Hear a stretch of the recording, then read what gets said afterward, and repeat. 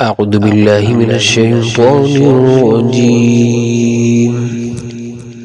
بسم الله الرحمن الرحيم. قل يا أيها الكافرون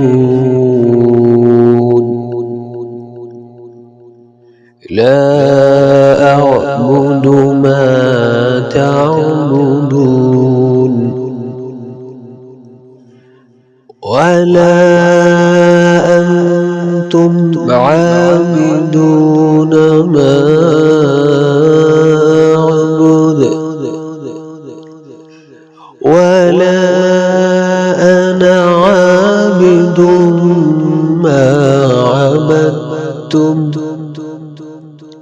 ولا أنتم عابدون ما أعبد لكم دينكم